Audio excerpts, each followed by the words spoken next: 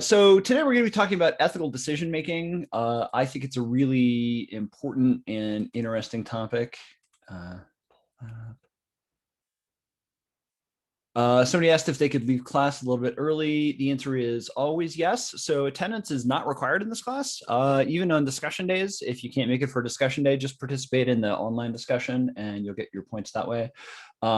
If you do have to come late or leave early, when I post the video, you'll be able to catch up on the rest of that too. So thanks for the heads up. I hope everything goes well with why you're leaving class early. But let's see here. And open up the list of participants as well. So today we're going to talk about things from a much more social scientific perspective. We're gonna put the philosophy to bed for now, and look at actually how people actually make ethical decision making.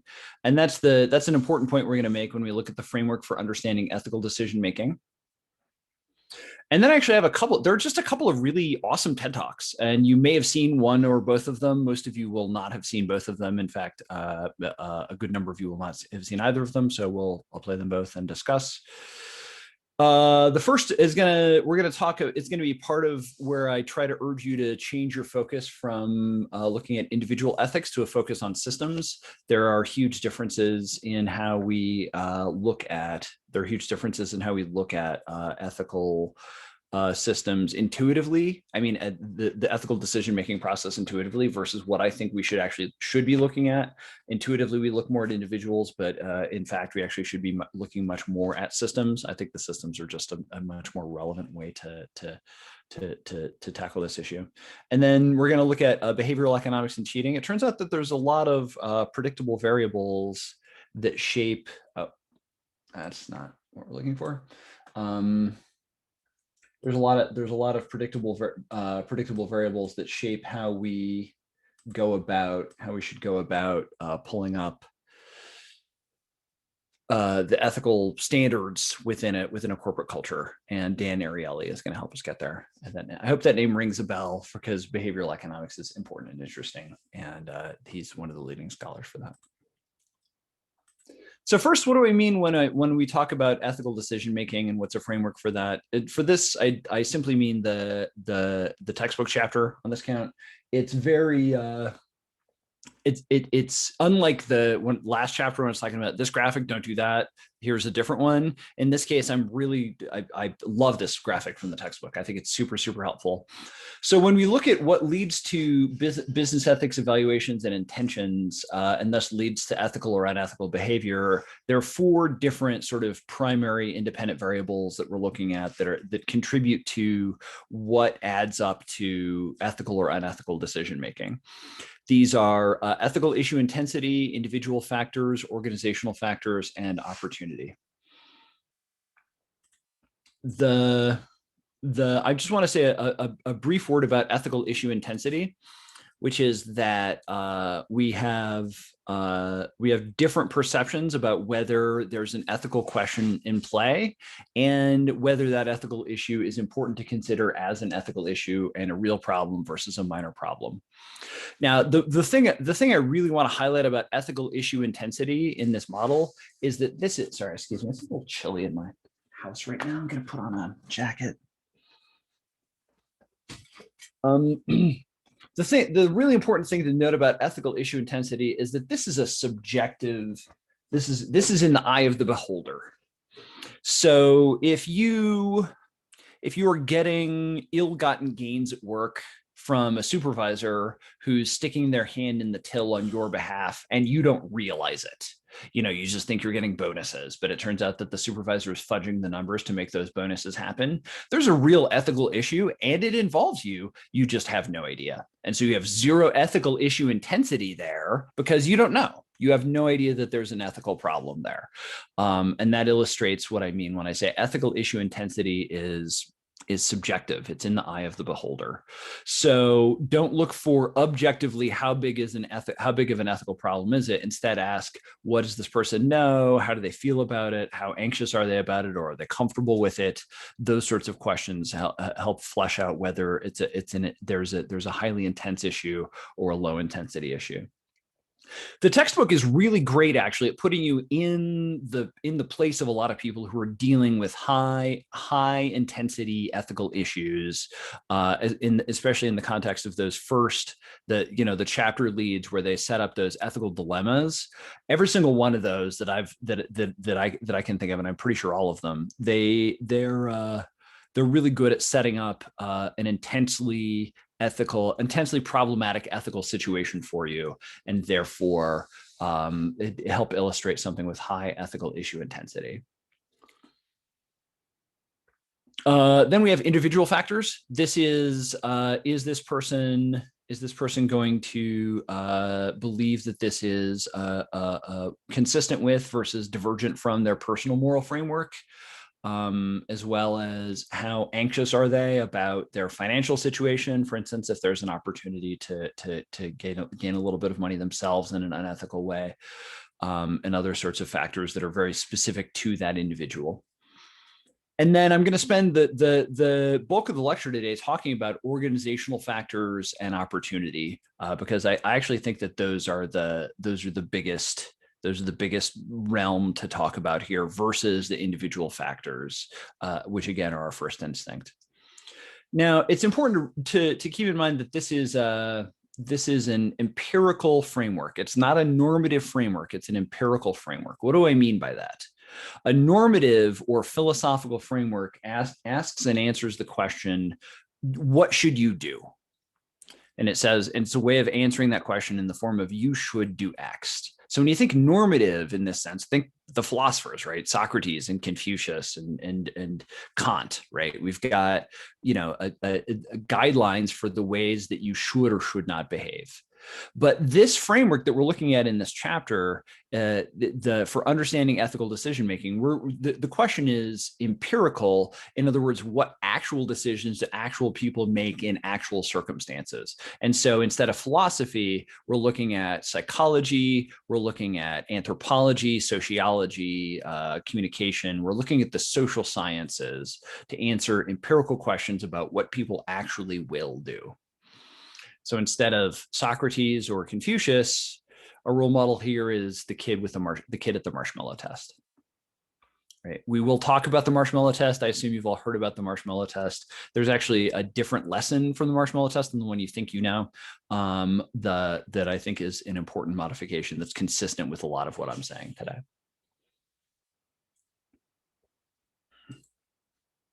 Again, our first instinct is to focus on individual ethics. Our first instinct is to focus on that second box and think about, is this an ethical person?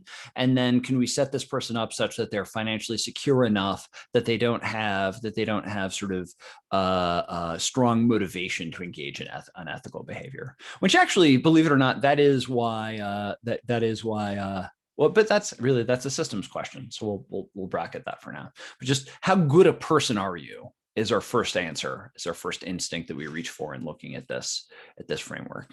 And by all means, hire ethical people. By all means, if you can do anything you can do to screen somebody who might be unethical, might be engaged in unethical behavior from showing up within your workplace as an employee, do that. There are pretty good psychological measures for honesty and forthrightness that you can build into the screening mechanism in a corporate survey. A lot of the more sophisticated sociopaths, not to put too fine a point on it, a lot of the more sophisticated people with antisocial personality disorder are really, which is the technical term for being a sociopath, actually figure out how to manipulate these tests, and so they're still not great. So you're probably going to have to go through background checks, and actually do your background checks. Actually, also make calls to people that reflect your connections that are not on the person's list of references, because the list of references are the people they want you to call, right? But if it's a high stakes position, go to the trouble to find out what the people who are not on the references list have to say about them as well. So Modus, were you raising your hand for a question? Okay, cool. Thank you. The MSU Denver just completed a high stakes search for a search for a high stakes, high impact person within our institution. I'm not going to be specific about the position for reasons that you'll see as I go along. We did complete that hire. I'm pretty happy with the person that we hired. They seem like they're going to work out really well. But when I, being somebody who has been around higher ed and knows a lot of people across a lot of schools, probably more than most people do at MSU Denver. I have a pretty broad network that spans the entire country in higher ed. I went to my Rolodex and said, hey, this person's at this school, this person's at this school, this person's at this school. Do I know people in particular in the communication department in those schools who can tell me a little bit about this, about these people? And I went and I wasn't even on the hiring committee, but I wanted to make sure that we were hiring the right person because this is a pretty important position. And so I went and dug and talked to people who were not on that person's references list. And most of the answers I got were like, they're pretty good at this, they're not so good at this. I think they'd probably be okay at that position. Here's why, but gave me a little bit more specifics about what that looked like, and that was fine. One person though, I called about them to a friend, and they said, yeah, they're good at this, they're bad at this, not that, a pretty banal sort of, not a ringing endorsement, but not a big condemnation, sort of like they might be a good fit for that position kind of answer. But then somebody else at that school found out that I was asking, and I hadn't talked to this person in a long time, but they tracked me down and they said, hey, Bill, dude, this person is, and there was a lot, and it was like really seriously like not ethically questionable, like outright unethical behavior. I'm not going to get into the specifics. I'm not going to tell you who it was or who it was about. None of this is relevant to the story, and I don't want to libel or slander anybody. I'm not trying to do that. But again, I'm not on the hiring committee. I went and found the College of Business representative on that hiring committee and said, if we're even going to think about hiring this person, you got to go talk to this other person who has lots of things that they think you really should know about this person, and gave as many of the specifics as I was at liberty to say after that conversation with that person. And we ultimately didn't hire that person, and I think we may have dodged a bullet that way. So when it's an important position, and as we talked about from the Dilbert cartoon on, right, the higher in the organizational ladder you are, the more your decision making shapes the ethical culture of that institution, right? When you have, the more important a position is in terms of where it fits within the organizational chart, the more you should be bending over backwards, turning over every stone you can find to ask, is this a good ethical person who's going to do the job well in a forthright way, right?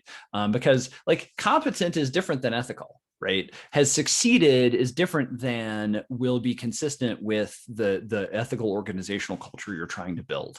And this person had a lot of good metrics on their behalf. I mean, had it looked like maybe they could have made our institution improve in some important ways that matter to us, but at what cost, right? And so the ethical culture and the overall workplace culture at MSU Denver is something I really treasure. And so I won't say that I single-handedly stopped them from getting hired. I don't know that. I don't want to know that. If that is the case, I'm also uncomfortable with that. But that I bring up the story to as an example of like, this is what you should be doing to make sure that people are who belong in your institution are joining, and people who don't belong in your institution are not joining it.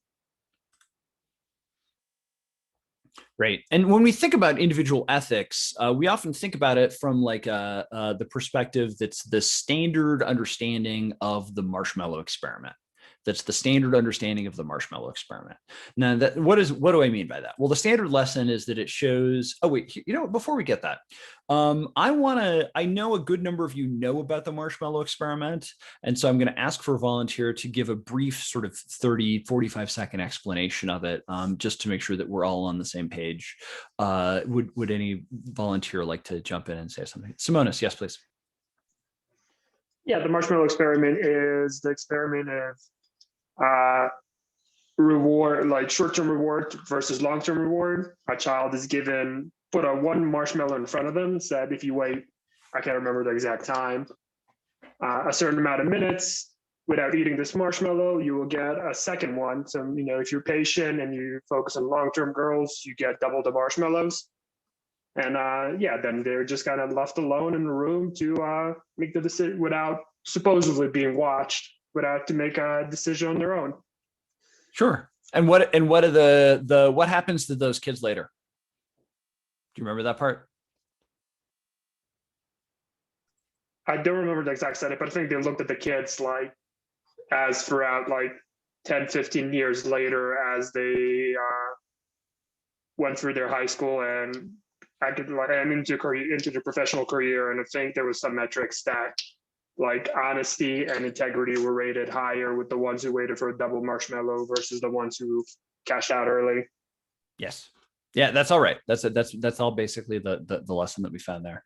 So if you for kids who were willing and able to wait, the kids who were willing and able to wait had better life outcomes, right? Better grades in junior high and high school, better, more likely to go to college, better professional success even. And so the lesson is that the standard lesson that a lot of people take away from this is, even from a very early age, if you're able to defer, to delay gratification, then you're just much more able to have success later in life. And we often think of that as that being something essential about the person, because that's a finding that holds up at such a young age. And so that's the standard lesson, that it shows individual self-control, and that's correlated later with success in life. Right. But there's a much more sophisticated story. There's a much more sophisticated, complete lesson here, which is that delayed gratification isn't just about who you are as a person, even as a kid. It's not just some sort of essential feature of who you are in your life. Instead, they did later experimentation, asked questions like, are the adults reliable in delivering on promises, right? And are adults honest even with other people? So first I want to talk about reliable. So they didn't, the kids are smart, right? And they put 2 and 2 together real fast. And so, you give a 4 or 5 or a 6-year-old an experimental condition where you sit them in a waiting room. And in one condition, you say, oh, I'm sorry, we forgot to put toys out for you. Wait right here. I'll be right back with a couple toys for you. And then 15 minutes later, you come back and say, oh, hey, I'm so sorry. I went back and looked all over for toys, but I couldn't find any toys. I'm so sorry about that. But are you ready to go do the experiment now? Versus like you go out and come right back and give them a toy. Right. What that kid learns is that these adults are reliable or not reliable in delivering on their promises. And unsurprisingly, the kids in the unreliable condition are less likely to delay gratification, because you told them you're going to bring them a toy, and then why are they going to believe you that there's a second marshmallow in the waiting? Right. So because you've proven that you're unreliable. And they even did another one where the experimenters would lie to another adult just in the sight of the kids. And so the kids watch you say something to another adult that they know to be true or that they know to be dishonest. And that also shapes the kid's decision making, because it's like, can I believe this person? Because if they're going to lie to that adult, why, maybe they're lying to me. And so why am I going to believe them when they say there's a second marshmallow waiting for me? And what they concluded is the major factor in determining whether in the initial experiment, when all they did was give the kids the marshmallow and then see how they responded later in life, it looks like those kids who had less ability to delay gratification, that's not who they are as kids, but that's the home that they were being raised in. So like, do your parents, if your parents say, I'm going to make you your favorite dinner for your birthday, when your birthday comes, do you get your favorite dinner, or do they make you a TV dinner? Right. If I'm being taught over and over again that adults are unreliable in terms of making promises like this, why am I going to believe this adult when they promised me a second marshmallow? That's an important factor, right? Or if my parents are constantly lying in the world and being dishonest, why am I gonna believe this adult when they tell me that there's a second marshmallow coming? So it's more about a lot of it was much more about sort of like it helps you understand parenting and the dynamic, the importance of being, being reliable and being honest, not only to your kids, but in front of your kids. But it's not just, I don't just bring this up because many of you are parents, and most of you who aren't will become parents. And I want you to be honest and reliable with your kids. But also because when we bring this to the workplace, we really have to remember who the adults are in a business. In this, who the quote adults are. And, you've often heard that, were there any adults in the room, which is to say who's, what managers or supervisors were there to help guide these decisions. So if management in a company is reliably honest, is reliable, is honest, is constantly, when it says it will give you XYZ, it delivers XYZ, you breed honest employees. You create honest employees because in that context, they learn that it's worth waiting for the second marshmallow. They learn that those later promises, those delayed gratifications are worth waiting for because you get more out of it. And that's the kind of culture that you breed. In contrast, if you're uneven, even just because you're just not good at your job, right? Not because you're deliberately malicious, just because you're not staying on top of things, you're inadvertently creating a less ethical workplace because you're inadvertently sending the message that delaying gratification is not worth it to your work staff, and then that makes them not want to delay that gratification in ways that come in the form of engaging in ethical behavior.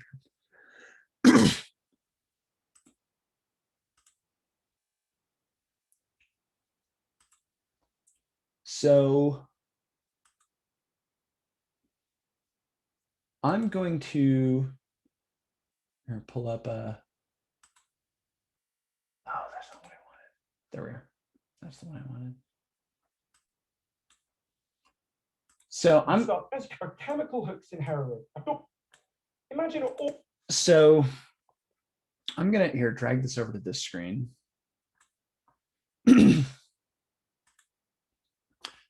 Next I'm gonna show you a TED talk that looks at the problem of drug addiction, because I think there's an analogy to be made here, right? Which is that when we come at drug addiction, the idea of drug addiction, we think of it as a character failing, a moral failing of the individual, but there's actually something much more important and systemic going on here that is not just tethered to that individual and sort of who they are at their core. This person is a great lecturer who explains that. Many of you will have seen this one. For those of you who've not, please bear with me. I'm going to start about 2 minutes in. He's already talked about the hypothesis that drugs like heroin are just by themselves so addictive that once you start on them, you'll never be able to kick the habit.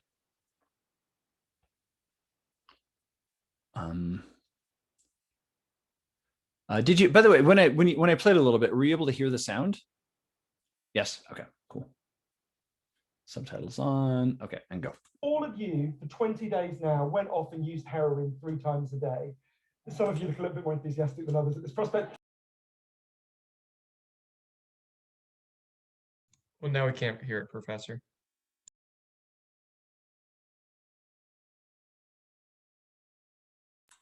I'm sorry, what was that? We can't hear it when you mute. Oh, you can't hear it. So it's you need my microphone to be able to hear it then. Okay. Here, hold on. Let me stop, because that leads to poor quality, being a bit persnickety. I forgot to include sharing sound. Yes, there we are. Okay. Stop me again if it stops working this time.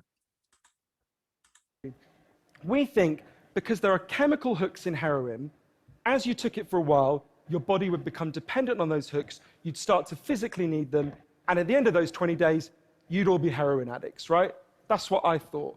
First thing that alerted me to the fact something not right with this story is when it was explained to me, if I step out of this TED Talk today and I get hit by a car and I break my hip, I'll be taken to hospital and I'll be given loads of diamorphine. Diamorphine is heroin. It's actually much better heroin than you're ever going to buy on the streets, because the stuff you buy from a drug dealer is contaminated. Actually, very little of it is heroin, whereas the stuff you get from the doctor is medically pure. And you'll be given it for quite a long period of time. There are loads of people in this room who may not realize that you've taken quite a lot of heroin, right? And anyone watching this anywhere in the world, this is happening. And if what we believe about addiction is right, those people are exposed to all those chemical hooks What should happen? They should become addicts. This has been studied really carefully. It doesn't happen. You will have noticed if your grandmother had a hip replacement, she didn't come out as a junkie. And when I learned this, it just seemed so weird to me, so contrary to everything I'd been told, everything I thought I knew. I just thought it couldn't be right. Until I went and met a man called Bruce Alexander, who's a professor of psychology in Vancouver, who carried out an incredible experiment that I think really helps us to understand this issue. Professor Alexander explained to me, the idea of addiction we've all got in our heads, that story, comes partly from a series of experiments that were done earlier in the 20th century. They're really simple experiments. You can do them tonight when you go home if you feel a little bit sadistic. You get a rat and you put it in a cage, and you give it 2 water bottles. One is just water, and the other is water laced with either heroin or cocaine. If you do that, the rat will almost always prefer the drugged water and almost always kill itself quite quickly. So there you go, right? That's how we think it works. In the 70s, Professor Alexander comes along and he looks at this experiment and he noticed something. He said, we're putting the rat in an empty cage. It's got nothing to do except use these drugs. Let's try something a bit different. So Professor Alexander built a cage that he called Rat Park, which is basically heaven for rats, right? They've got loads of cheese, they've got loads of colored balls, they've got loads of tunnels. Crucially, they've got loads of friends, they can have loads of sex, and they've got both the water bottles, the normal water and the drugged water. But here's the fascinating thing. In Rat Park, they don't like the drugged water. They almost never use it. None of them ever use it compulsively. None of them ever overdose. You go from almost 100% overdose when they're isolated to 0% overdose when they have happy and connected lives. Now, when he first saw this, Professor Alexander thought, maybe this is just a thing about rats. They're quite different to us, maybe not as different as we'd like, but, But fortunately, there was a human experiment into the exact same principle happening at the exact same time. It was called the Vietnam War. In Vietnam, 20% of all American troops were using loads of heroin. And if you look at the news reports from the time, they were really worried because they thought, my God, we're going to have hundreds of thousands of junkies on the streets of the United States when the war ends. It made total sense. Now, those soldiers who were using loads of heroin were followed home. The Archives of General Psychiatry did a really detailed study, and what happened to them? It turns out they didn't go to rehab. They didn't go into withdrawal. 95% of them just stopped. Now, if you believe the story about chemical hooks, that makes absolutely no sense. But Professor Alexander began to think there might be a different story about addiction. He said, what if addiction isn't about your chemical hooks? What if addiction is about your cage? What if addiction is an adaptation to your environment? Looking at this, there was another professor called Peter Cohen in the Netherlands who said, maybe we shouldn't even call it addiction.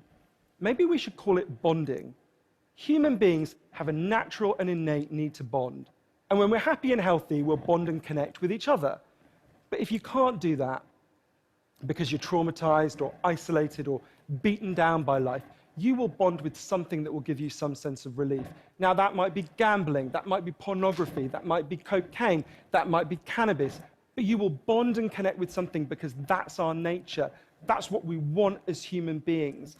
And I think, at first I found this quite a difficult thing to get my head around, but one way that helped me to think about it is, and I can see, I've got over by my seat there a bottle of water, right? I'm looking at lots of you, and lots of you have bottles of water with you, right? Forget drugs, forget the drug war. Totally legally, all of those bottles of water could be bottles of vodka, right? We could all be getting drunk, I might after this. But we're not, right? Now, because you've been able to afford the approximately £1 gazillion that it costs to get into a TED Talk, I'm guessing you guys could afford to be drinking vodka for the next 6 months. You wouldn't end up homeless. You're not going to do that. And the reason you're not going to do that is not because anyone's stopping you. It's because you've got bonds and connections that you want to be present for. You've got work you love. You've got people you love. You've got healthy relationships. And a core part of addiction, I came to think, and I believe the evidence suggests, is about not being able to bear to be present in your life. Now, this has really significant implications. The most obvious implications are for the war on drugs, right? In Arizona, I went out with a group of women who were made to wear T-shirts saying I was a drug addict and go out on chain gangs and dig graves while members of the public could jeer at them. And when those women get out of prison, they're going to have criminal records that mean they'll never work in the legal economy again. Now, that's a very extreme example, obviously, in the case of the chain gang, but actually almost everywhere in the world we treat addicts to some degree like that. We punish them, we shame them, we give them criminal records, we put barriers between them reconnecting. There was a doctor in Canada, Dr. Gabor Mate, an amazing man, who said to me, if you wanted to design a system that would make addiction worse, you would design that system. Now, there's a place that decided to do the exact opposite, and I went there to see how it worked.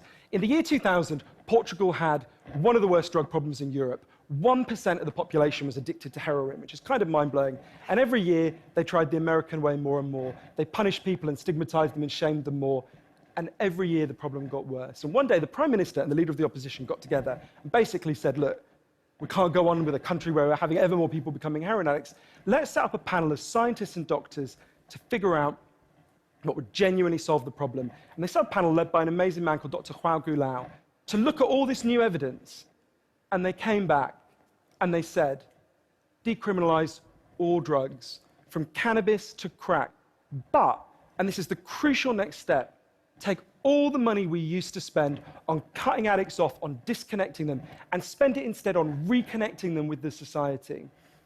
And that's not, essentially, that's not really what we think of. What they did wasn't really what we think of as drug treatment in the United States and Britain. So they do residential rehab, they do psychological therapy that does have some value. But the biggest thing they did was the complete opposite of what we do.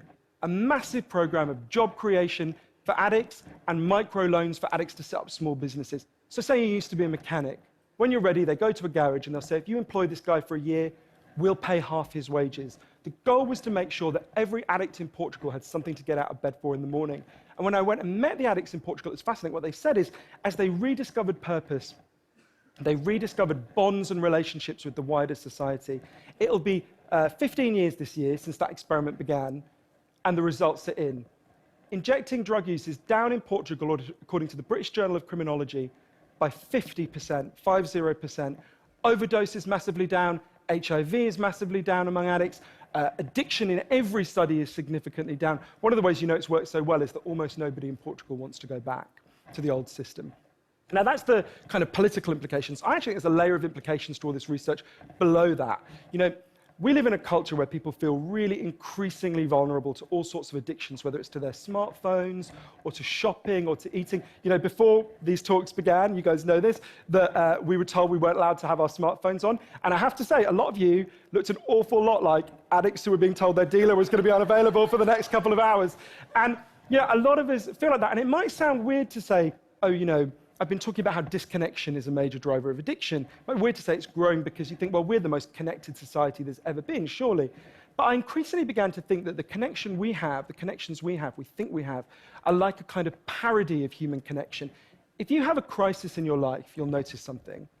It won't be your Twitter followers who come to sit with you. It won't be your Facebook friends who help you turn it round. It'll be your flesh and blood friends who you have deep and nuanced and textured face-to-face relationships with. And I think there's a study I learned about from Bill McKibben, the environmental writer, I think tells us a lot about this. It looked at the number of close friends the average American believes they can call on in a crisis. That number has been declining steadily since the 1950s.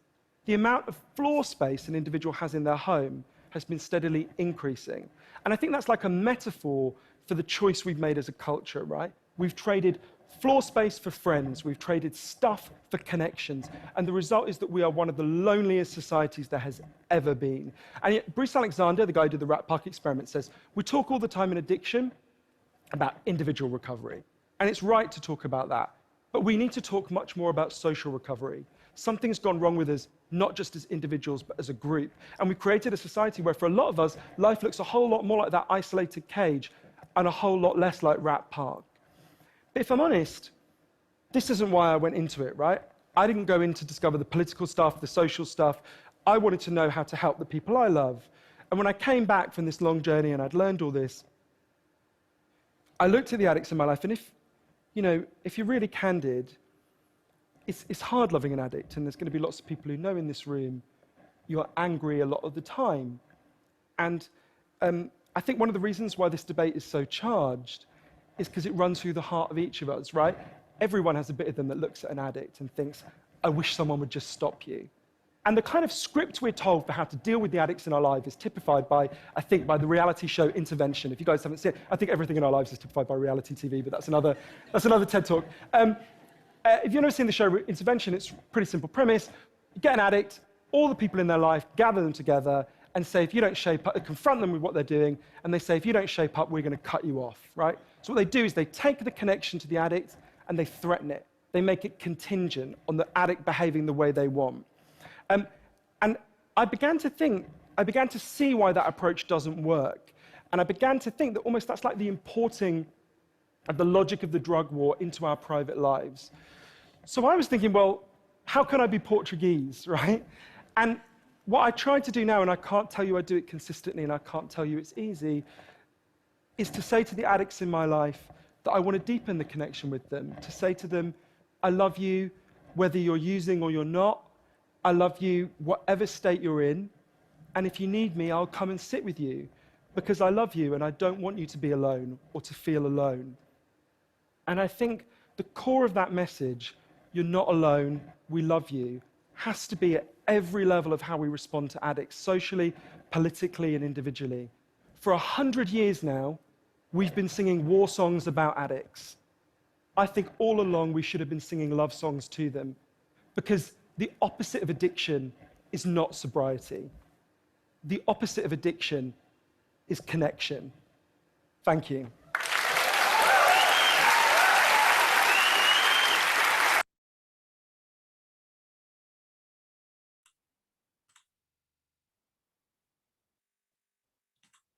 Awesome. So when we talk about addiction in this context, I mean, there's the most frontline issue, which is that if you have an addiction problem, if you have a substance abuse problem, even if you're not at the level of addiction, but you find yourself resorting to, alcohol or drugs or food or any form of internet content or anything more than you're comfortable with, the solution is not to isolate yourself and shame yourself, but instead to say, I need more people in my life, and sort of go out and make those connections. And like he said, if you know someone in your life who's featuring that, if you can be that person to try to get them out where they have more, where their life is more like a rat park and less like being a rat in a cage, the better their results are going to be. So that's absolutely a major issue. And if any of you have this as an issue in your life and you want someone to talk to about it, I'd be very happy to help you find those resources. I'm like I said, I know a lot of people around MSU Denver and can get you connected with the right groups. We actually have a treatment community that spans all 3 campuses on Auraria, as well as the free counseling and all the other stuff that we offer, and it's very important for you to deal with that. But it's not just in that context that I think this video is important. I think there are a couple of other ways that it really matters. First, in the ethical context, in the literal context of this course, I want you to make your workplace an ethical rat park. An ethical rat park. What do I mean by that? I mean, you have to get those ethical decisions out of the individualistic cage and get them into something that you talk about and deal with as a group and make it feel like you're all on the same team. That's a very important part of building an ethical work culture, right? You have to bring them out of, those recorded mandatory trainings. I've got an email reminder that, the guy who teaches business ethics, I've got that, I've long overdue reminder sitting in my inbox that I'm supposed to be doing mine at work, right? Like, cause I don't, that is not, you have to do them for a compliance standpoint. And some of them, actually the ones we subscribe to are better than average. I'm non-compliant because since they moved me from administrator to faculty, they made me do them like right away again. It's like, I just did this. I know what's in there. But but those mandatory it's like, just like I don't read the term and user license agreements. And so if I don't read them, I guarantee no one else is reading them, because I'm the kind of nerd who's interested in that kind of stuff and have literally talked about EULAs in my research. So if I'm not reading them, who is? Nobody. So you have to get out of those recorded mandatory trainings. You have to discuss them openly. You have to bring it up in meetings. You have to talk about it again and again and again. You have to bring it into your in-person trainings that you're doing as a group. You have to make this stuff live. You have to make it sing. It can't, if ethical decision making is when it is just something that is between you and whatever temptation you're facing at the laptop, and it doesn't live anywhere else, then you're setting people up for failure. So really just identify those ethical norms and markers wherever possible. Make talking about this very normal in your workplace. Invite people to bring those ethical problems to you, bring yours to other people. Hey, I'm not really sure how to deal with this. What do you think about that? And not just your supervisors. I mean, certainly your supervisor, do bring them to your supervisors, but also, especially when the stakes are lower, when there's lower issue salience, but it's an opportunity for a conversation. Bring that to one of your colleagues, bring that to one of your coworkers, and invite them to make ethical reasoning on your behalf. Because man, I mean, like it's a subset of like life advice. Like if anyone comes to you and says, if I go to you and say, I want to succeed in college, what should I do? How should I structure my day? How should I structure my week? How should I structure my semester? Stay up all night the night before everything is due, cramming it out is not going to be the advice you give them, right? You're gonna see more clearly and give better advice towards other people. And so really by bringing, even if you know the answer, inviting other people at work to sort of be better than that and to start framing it in a way such that they see that in their own way. I just realized I should run this as I should not an experiment, but as a workflow for the try to get people to give that advice to each other at the start of the semester and see if study skills improve. But if you invite people to do that framing for you, then they're going to be more able to bring that to their own decision making as well. So that's one reason I bring this up. The other reason is because not in the context of addiction, but just in life generally, in the context of COVID-19, we've all gone from a much more rat park life to a life that is much more in a cage. Hopefully you live with people you like or even love and respect. Hopefully you're in a safe home where you have your needs taken care of. Still, being locked in a cage with one or two other people that you like and respect or even love is still being locked in a cage. It's not a lot of fun out there these days. So make sure you're getting outside, make sure you're making connections. That includes reaching out to classmates and professors. I gave the extra credit to my asynchronous students to meet with me, as you probably saw in the announcement, just because otherwise I don't get to see them like this at all, and that's terrifying to me. Like I just don't like that I don't get to have any sort of real-time interaction with them, so I'm bribing them to do that with me. But meet with me, meet with your other professors, and use that as an opportunity to have real-time discussions, right? Even if it's just one-on-one in the context of a video, it feels a little bit more like a meeting. But if you want to come to campus and meet, if you want to meet anywhere really in the broader Denver metro area, you're like, I just want someone to go meet at the park and talk to, I will come meet you. I will make time to do that, to come meet in person. I know a lot of your professors would also come meet with you and meet with you on campus as well. Look at the ones who are already on campus in particular. But get out, have an interaction with people. And that feels a little bit dorky. It's like, no, I should meet with my friends. Okay, great. Meet with your friends, put on a mask and find a park that's mutually convenient and go meet them there, but I will meet you in person if you want. If you just want someone to talk to, the Aurora Campus Crisis and Victim Assistance Line is here. And I bring this up. I didn't have this in the slide deck in the 11 o'clock class. And one of the students in the 11 o'clock class posted this phone number in the chat and said, and I quote, "My coworkers and I are on this line 24/7 if you'd like someone to sit with you on the phone for whatever reason or for no reason at all." Or for no reason at all.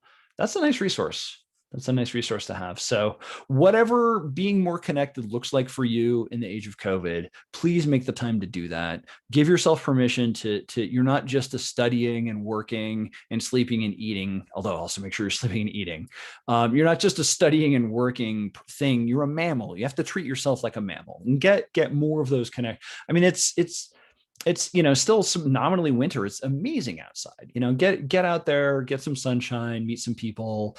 Make sure you treat yourself well in the era of COVID. Don't let your life become being locked in a cage. Please, I beg of you, make it a little bit more like Rat Park again. And that's true after COVID too. We're still too locked in cages even after that. So when we come back to this framework for understanding ethical decision-making in business, we often think individual factors, right? How moral is this person? How ethically trustworthy is that person? And again, that's a valid question. That's an important question. I want you to think about the answer to that question. Great, fantastic. But that's just so much less important than it is in the popular imagine. In practice, what's really much more important are your organizational factors and when and where there's an opportunity to engage in unethical behavior. We'll talk about some of the organizational factors and opportunity factors that come into play when we go through Dan Ariely, which is coming up next. But broadly speaking, I want you to bring your imagination about what actually leads to ethical or unethical behavior. I want you to bring your imagination down in this chart from the individual factors down through the organizational factors in particular, as well as the opportunity, right? Because this is where you can make the most changes that'll have the biggest effect. And if you put somebody who has good morals in a bad context, you're going to get somebody who's very likely to act unethically. And if you put somebody who has bad morals in a good context where there's a good culture, the odds are still pretty good that they're actually going to behave pretty ethically. So if you have your organizational factors set up correctly, and that includes culture, which is a hard and amorphous thing to do. But if you have an organization that runs in a pretty ethical way, in a way that uses all of those organizational factors to pull in the right direction, then you're going to have much more ethical behavior that doesn't depend upon, putting someone in the ethical equivalent of a cage and saying, don't drink the juice, right? Like you're setting people up for failure every time you do that.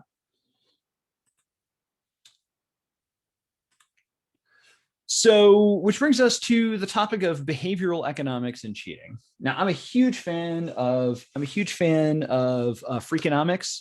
I think the whole approach of behavioral economics is vastly superior to standard economics. And so when we look at what factors actually shape human behavior, that's when we get a much more interesting, when we get a much more interesting and robust and thorough view of how people are actually going to behave. So I'm going to play this TED Talk by Dan Ariely, why we think it's okay to cheat and steal sometimes. And here's the link. Let me go and pull it up. I'm going to start you about 5 minutes in here.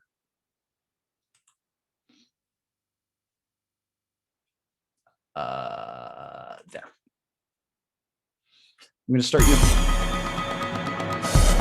Now he, as you can see visually, if you look closely, Ariely was a really substantial burn victim when he was a kid, and so the first 5 minutes are all him talking about what's the least painful, most comfortable way to remove bandages on a burn victim. It's pretty hard stuff, but it's not especially relevant to our discussion. So he's going to refer back to that a little bit, but I'm going to start you at about 5 minutes in here. If you were in the experiment, I would pass you a sheet of paper with 20 simple math problems that everybody could solve, but I wouldn't give you enough time. When the 5 minutes were over, I would say, pass me the sheets of paper and I'll pay you $1 per question. People did this. I would pay people $4 for their task. On average, people would solve 4 problems. Other people I would tempt to cheat. I would pass the sheet of paper. When the 5 minutes are over, I would say, please shred the piece of paper, put the little pieces in your pocket or in your backpack, and tell me how many questions you got correctly. People now solve 7 questions on average. Now, it wasn't as if there was a few bad apples, a few people who cheated a lot. Instead, what we saw is a lot of people who cheat a little bit. Now, in the economic theory, cheating is a very simple cost-benefit analysis. You say, what's the probability of being caught? How much do I stand to gain from cheating? And how much punishment would I get if I get caught? And you weigh these options out, you do the simple cost-benefit analysis, and you decide whether it's worthwhile to commit the crime or not. So we tried to test this. For some people, we varied how much money they could get away with, how much money they could steal. We paid them 10 cents per correct question, 50 cents, $1, $5, $10 per correct question. You would expect that as the amount of money on the table increases, people would cheat more, but in fact, it wasn't the case. We got a lot of people cheating, but still by a little bit. What about the probability of being caught? Some people shredded half the sheet of paper, so there was some evidence left. Some people shredded the whole sheet of paper. Some people shredded everything, went out of the room, and paid themselves from a ball of money that had over $100. You would expect that as the probability of being caught goes down, people would cheat more, but again, this was not the case. Again, a lot of people cheated by a little bit, and they were unsensitive to these economic incentives. So we said, if people are not sensitive to the economic rational theory explanations, to these forces, what could be going on? And we thought maybe what is happening is that there are two forces. At one hand, we all want to look at ourselves in the mirror and feel good about ourselves. So we don't want to cheat.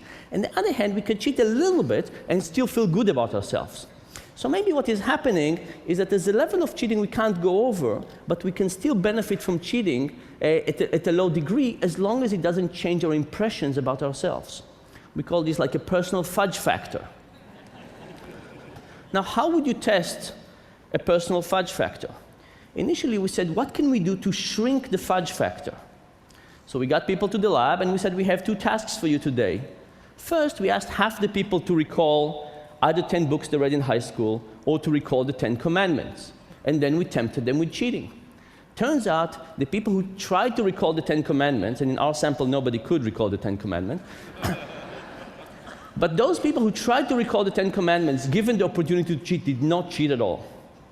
It wasn't that the more religious people, the people who remembered more of the commandment, cheated less, and the less religious people, the people who couldn't remember almost any commandment, cheated more.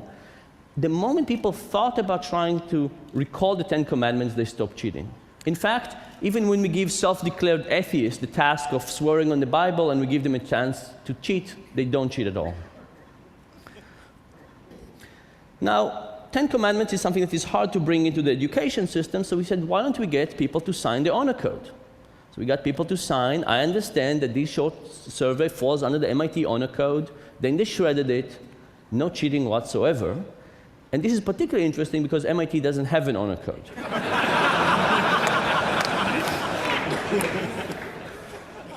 So all this was about decreasing the fudge factor. What about increasing the fudge factor? The first experiment, I walked around MIT and I distributed 6 packs of Cokes in their refrigerators. These were common refrigerators for the undergrads. And I came back to measure what we technically call the half-lifetime of Coke. How long does it last in the refrigerators? And you can expect it doesn't last very long. People take it. In contrast, I took a plate with 6 $1 bills and I left those plates in the same refrigerators. No bill was ever disappeared. Now, this is not a good social science experiment. So to do it better, I did the same experiment as I described to you before. A third of the people, we passed the sheet, they gave it back to us. A third of the people, we passed it, they shredded it, they came to us and said, Mr. Experimenter, I solved X problems, give me X dollars. A third of the people, when they finished shredding the piece of paper, they came to us and said, Mr. Experimenter, I solved X problems, give me X tokens. We did not pay them with dollars, we paid them with something else. And then they took this something else, they walked 12 feet to the side and exchanged it for dollars. Think about the following intuition. How bad would you feel about taking a pencil from work home compared to how bad would you feel about taking 10 cents from a petty cash box? These things feel very differently. Would being a step removed from cash for a few seconds by being paid by a token make a difference? Our subjects double their cheating. I'll tell you what I think about this in the stock market in a minute. But this did not solve the big problem I had with Enron yet, because in Enron there's also a social element. People see each other behaving. In fact, every day when we open the news, we see examples of people cheating. What does this causes us?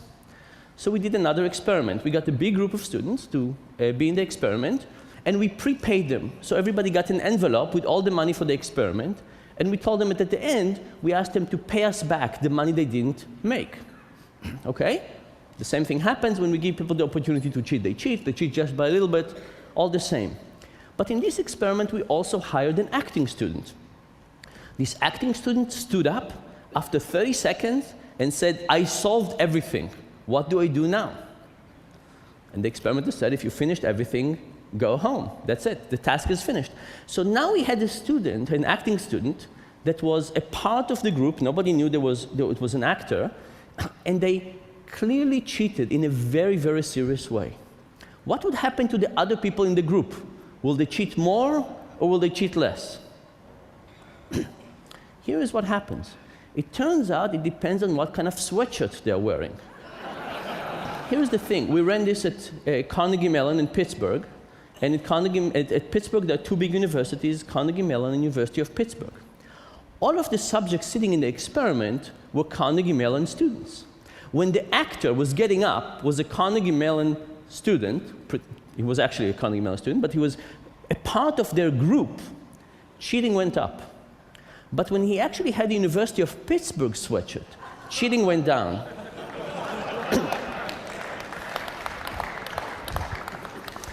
Now, this is important because remember, when the moment the students stood up, it made it clear to everybody that they could get away with cheating. Because the experimenter said, you finished everything, go home, and they worked with the money.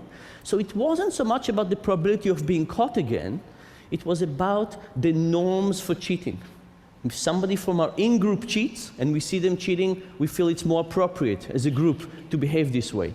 But if it's somebody from another group, these terrible people, I mean, not terrible in this, but somebody we don't want to associate ourselves with, from another university, another group, all of a sudden people's awareness of honesty goes up, a little bit like the Ten Commandment experiment, and people cheat even less. So what have we learned from this about cheating? We've learned that a lot of people can cheat. They cheat just by a little bit. When we remind people about their morality, they cheat less. When we get bigger distance from cheating, from the object of money, for example, people cheat more. And when we see things of cheating around us, particularly if it's a part of our in-group, cheating goes up. Now, if we think about this in terms of the stock market, think about what happens. What happens in a situation when you create something where you pay people a lot of money to see reality in a slightly distorted way? Would they not be able to see it this way? Of course they would. What happens when you do other things, like you remove things from money? You call them stock or stock option, derivatives, mortgage-backed securities. Could it be that with those more distant things, it's not a token for 1 second, it's something that is many steps removed from money for much longer time, could it be that people would cheat even more? And what happened to the social environment when people see other people behave around them? I think all of those forces worked in a very bad way in the stock market. More generally, I want to tell you something about behavioral economics. We have many intuitions in our life, and the point is that many of these intuitions are wrong. The question is, are we going to test those intuitions? We can think about how we're going to test this intuition in our private life, in our business life, and most particularly when it goes to policy, when we think about things like No Child Left Behind, when you create new stock markets, when you create other policies, taxation, healthcare, and so on. And the difficulty of testing our intuition was the big lesson I learned when I went back to the nurses to talk to them. So I went back to talk to them and tell them what I found out about removing bandages. And I learned two interesting things. One was that my favorite nurse, Etty, told me that I did not take her pain into consideration. She said, of course, it was very painful for you, but think about me as a nurse.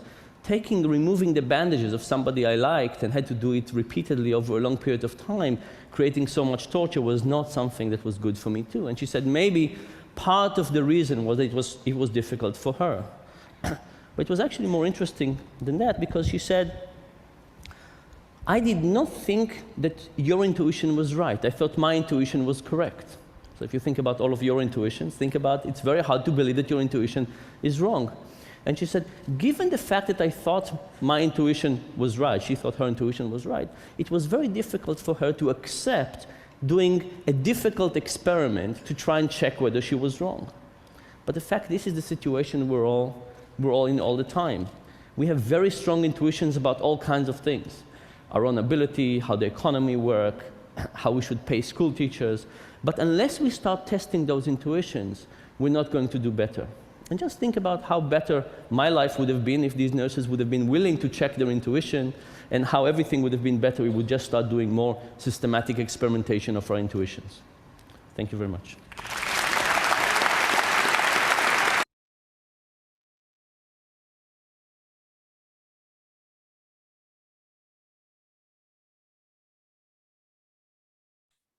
There we are.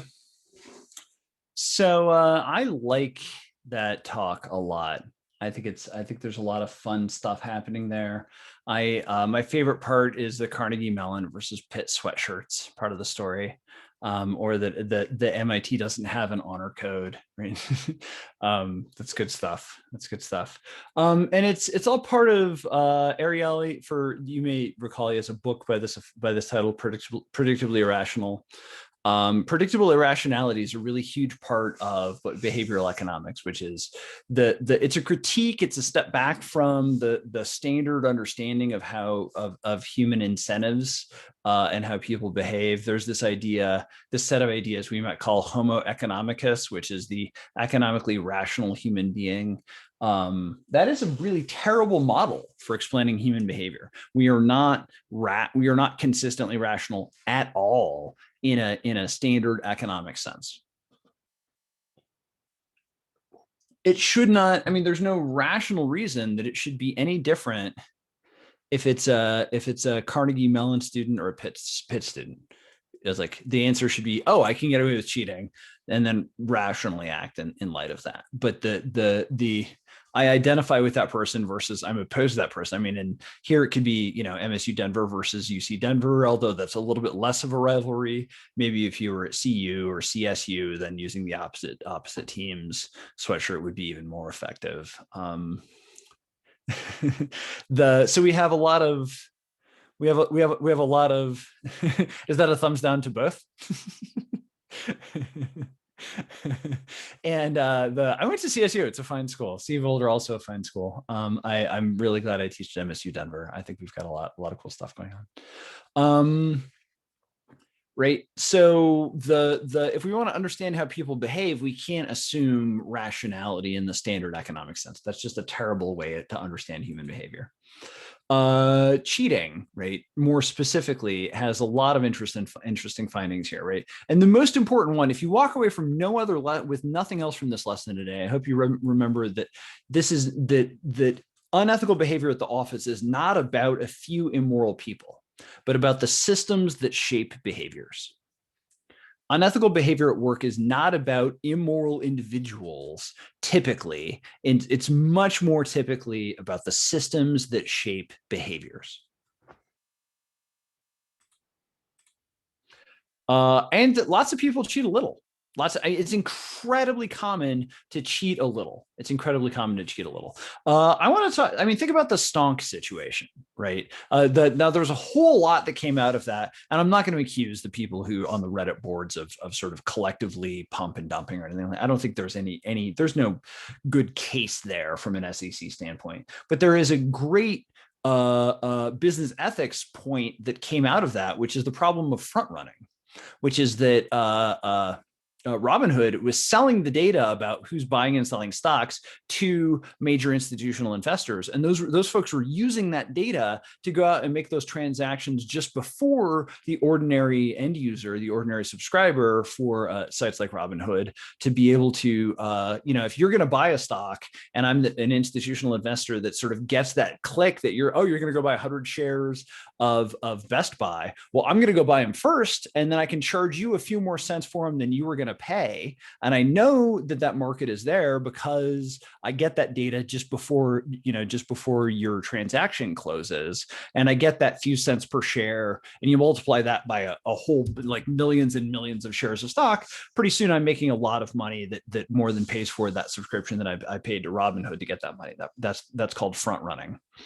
That's a great example of cheating a little. Right? You still get your stock at pretty much the price you were going to pay. The major institutional investors don't get a whole lot of profit from any one of those, but they do enough of them that when you add them together, it becomes a huge investment, in a huge capacity for making real profits. Now, I guarantee these same major institutional investors that have, whether it's hedge funds or private equity, whoever has the money to be able to make those kinds of purchases, to get at a scale to make it worth buying that kind of information and setting up your IT in that way, to be able to front run purchases. I guarantee if you handed them on a silver platter, here's how to hack into everyone's E-Trade accounts and take 10 cents from every E-Trade account that they would decline, almost to a person. Almost to a person. The same people that are willing to front run those same people at Robinhood. I don't know if E-Trade, if buying an E-Trade is vulnerable to front running or not. Do your research. But I do know it was at Robinhood, at least when the GameStop thing was first happening. I guarantee that if you were to say, here's access to everyone's Robinhood accounts, you could take $1 each from each of them, and no one will ever know. And that they would decline almost to a person, and probably maybe even literally every single one of them would decline. Why? Because that feels like theft. That feels like taking money out of your account and putting it in my account. That's theft. That's theft. And that feels unethical. But it feels okay to buy a stock that you're about to buy and then sell it to you at just a little bit more, such that I'm effectively taking $10 out of your account and $15.34 out of your account and $2 out of your account a little bit at a time, because it doesn't feel like theft to buy a stock and then to sell a stock. Right. So that to me is an excellent example of cheating a little from people who wouldn't rob from you in a literal way. So like how it's set up, and so that separation from taking money out of your pocket and putting it in their pocket, because that's not exactly what's happening, makes it feel okay. I'm sure it makes it feel okay for them, and I'm sure they would tell you the same thing. Right. And little changes in systems can radically change the amount of cheating. I mean, I think that's really important to recognize. Right. So what are some of the variables that'll do that? What are some of the variables, the changes that we can make that'll set this up? Right. Ironically, when there's less money to be gained, we have more cheating. Right. So rampant. I'm gonna take. Politics is a great example. Politics is so there are a few politicians who've gone down for outright corruption, where they've sold something. They sold political access. They've sold something of value, like Rod Blagojevich tried to sell Obama's former Senate seat, right, for $1 million. Right, that guy went down. But that stuff like that is just incredibly uncommon. But oh, sure, I'll take a dinner to sit down and hear your case, Mr. or Ms. Lobbyist. Sure, I'll be happy to take that. That's in the same way, like your time is being sold, which is a valuable resource as a politician, is being sold to somebody. But when it's a $100 steak dinner, that's a lot less than $1 million. And so that's the $100 steak dinner in DC, maybe it's $200, is incredibly common sort of corruption, but it's not really corruption in the Rod Blagojevich sense. It's just a corrupted system where there's lots and lots of little instances of moving the needle in favor of those who have more power and have more money. The odds of getting caught has had little to no effect. Now, I think this is kind of artificial because of the experimental context, right? But because it's really, if I go in for an experiment, I think the odds of getting caught have more of an effect in a class than they would in an actual class than they would in another campus context like this.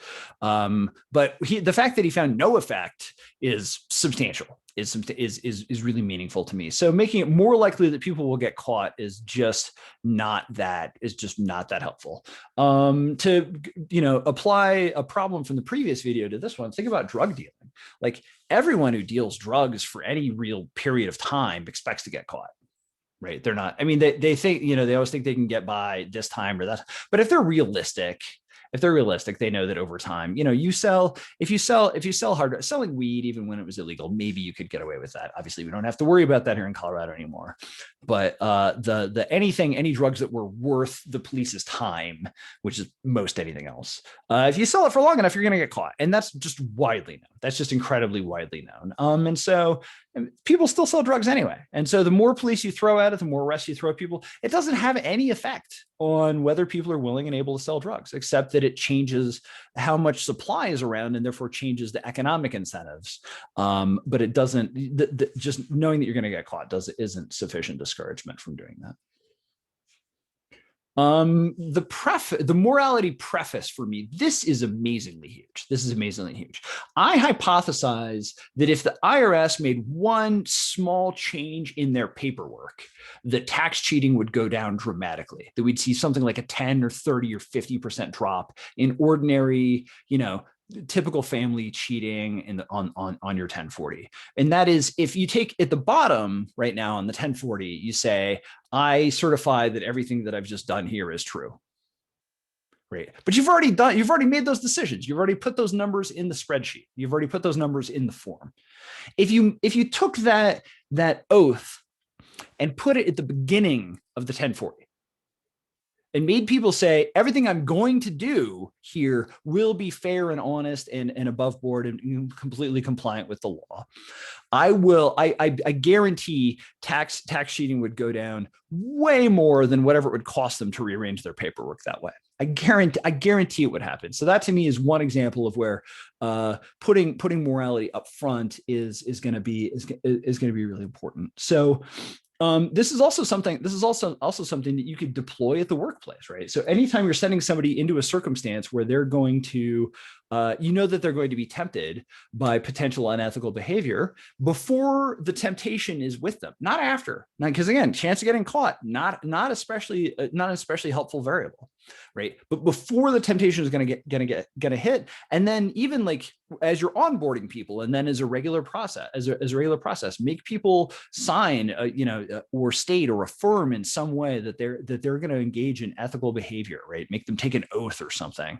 That is actually a remarkably effective way to discourage unethical behavior. So anything you can do to preface that morality in advance, make people you don't even have to do it in the form of a code. Make people give people a quick quiz every so often on what's our company policy on XYZ. Wow, the more you make me think about that, the more you put that in the front of my mind. That's a psychological process called framing or priming. They're kind of overlapped conceptually. The more I prime or put that concept in front of you before you make a decision, the more I shape that decision making, and the more I can push you in a more ethical direction. The further something gets removed from money, e.g. tokens versus dollars, the more cheating. So ironically, maybe if the copy paper is just disappearing from your copy room, maybe you put a note on the drawer in the printer where the copy paper keeps disappearing, and say, every sheet in here costs 5 cents, whatever it is. And then that'll, it'll feel more like taking a nickel out of petty cash at that point. So anything you can do to sort of remind people of the actual connection instead of letting those remain separated, the better off you'll be. This is an incredibly powerful one. The idea that if people like me cheat, I'm going to cheat a lot more. The more you can reaffirm a culture that this is not what we do here, that alone is an incredibly powerful force. And for this one, you don't have to have any supervisory responsibility whatsoever. It could be your first day right out of training and say, I'm sure that this company is incredibly ethical. I'm sure, I applied for this company in part because I believe in the ethical culture here. And that really impressed me while I was interviewing. If I have 2 years, 5 years in the can and you say that to me, I'm going to start looking around like, oh, have I been fudging somehow? Like that for me immediately, even if you're the new person, immediately for me, that's going to make me think more about how do I cheat less? How can I be more honest in my office? And that's a really powerful force of social identification. And the converse of that being like, oh, we don't cheat. That's for, like if you're in one of the big 4 accounting firms and you want to gently say, oh, we don't fudge the numbers. That's the folks over at, insert other company here. Like that's how they do it. Even if that's not true, even if you're kidding, right? Like that's actually ironically going to have a little bit of an effect there. And the way that this applies to the stock market is really clear. The front running, like I talked about, because it's just a little bit of the time, and also it's really distant. I'm not clearly taking money from you into my pocket, right? That's really effective. And like Ariely said, because things like stocks are far removed from money, that's a really powerful pro-unethical force. as well as a culture of cheating fosters more cheating, and there really is. It depends on the bank. I mean, the firm. It depends on the Wall Street firm that you're in. But there are a lot of Wall Street firms where it's like, let's see how far we can push it. And if you're in a place like that, then once your culture gets to that point, then you're in a lot of trouble. So that's my lecture for the day. It's my office hours. So if you want to stick around and ask any questions, or you're like, I'm really frustrated in life and I want to chat, or anything in between, please stick around. And other than that, have a good afternoon.